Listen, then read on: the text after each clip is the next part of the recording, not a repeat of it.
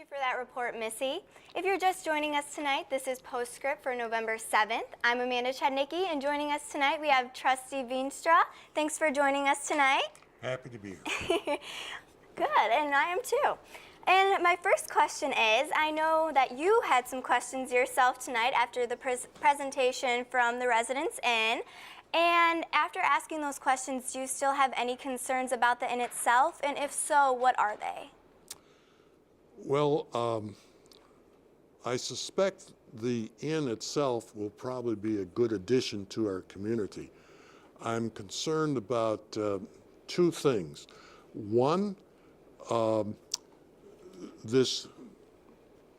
inn will go on 2.5 acres of a much larger 81-acre mixed-use plan unit development. And that mixed-use plan unit development has a maximum number of units of 1,159. And we've used a few hundred of those for the lodges 1 and 2 and for the Hannah Lofts that was approved this past summer. Many nearby residents expressed concerns about the density when the Lofts was going through the board for approval. In fact, the board approval was quite controversial, and it was only approved by a 4-3 vote, and I was the 4th vote. I was very concerned that we were told this evening that this 96-room hotel does not count as a single unit toward that maximum number of 1,159 units. And it seems to me only logical that a 96-room hotel should use up some of those 1,100 units. So I don't know whether that's a defect in our ordinance for mixed use or whether it's erroneous staff interpretation, but I just think that's illogical. The other thing I was concerned about in the report that we got, it said the level of service for traffic at the Hannah-Hagedorn Road intersection was only LOS, level of service F.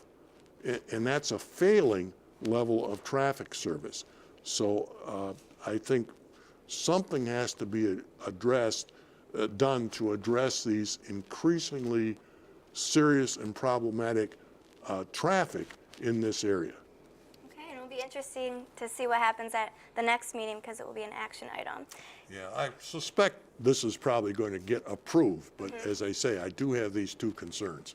Okay, thank you. And my second question for you is, how does it feel as a board member to finally see the Human Relations Ordinance get adopted after all of your hard work that you have done as a board member and with the rest of the board as well? Well, I was a strong supporter of this ordinance, which I prefer to call anti-discrimination ordinance because that's what it does. And back in August, we took our existing anti-discrimination ordinance for housing and added sexual orientation, et cetera, to the grounds upon which discrimination was prohibited. Tonight, we did final adoption of adding employment and public accommodations to our anti-discrimination ordinance. So we'll have one ordinance that prohibits discrimination in housing, public accommodations, and employment on a whole list of about a dozen grounds, the standard race, color, religion, sex, etc. And we've now completed the process of adding prohibiting discrimination on the basis of sexual orientation in all 3 of those areas. So I think that's a really terrific achievement for this board. It sends a message, and I'm very glad we did it, and I was a very strong supporter of doing it. Definitely. And my last question for you, it didn't really seem like you were done expressing your opinions on the medical marijuana ordinance and the zoning that goes along with it. Would you care to express more in detail your views on that ordinance itself? Well, first of all, I must correct one statement that was made that said that the anti-medical marijuana ordinance was being sent back to the Planning Commission.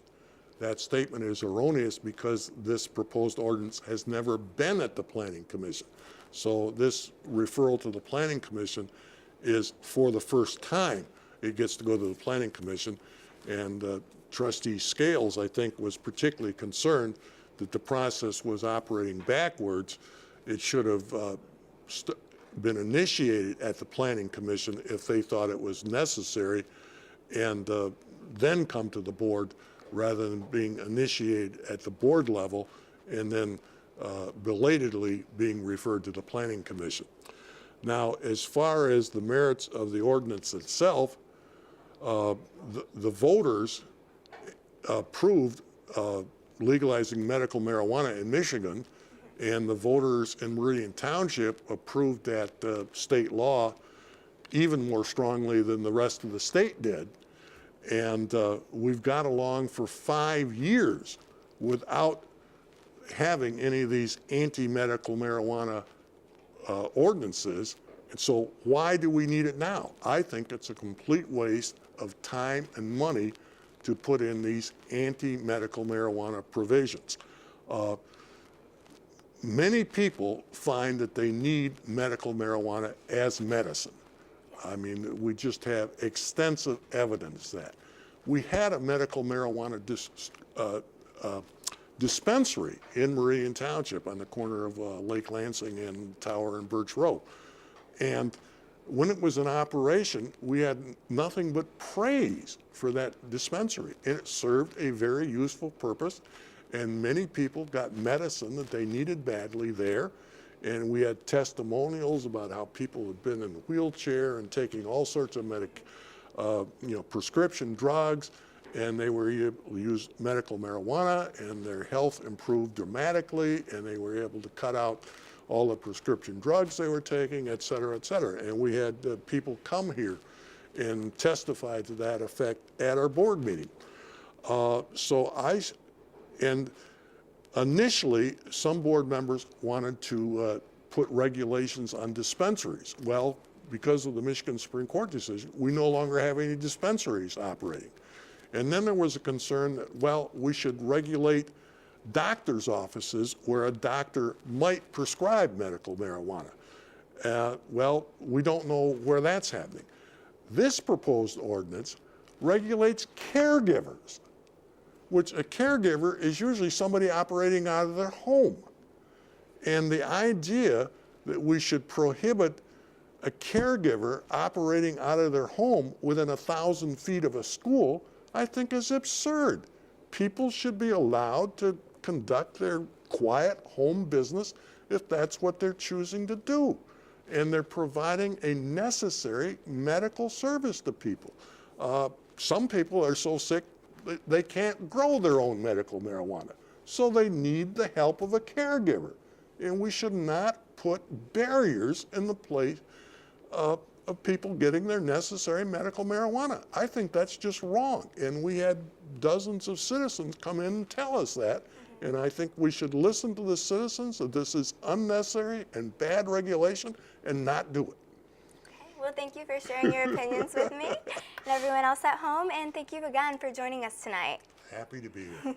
If you have any questions or comments about Home TV's programming, you can contact us at 517-349-1232 or visit us online at hometv.net.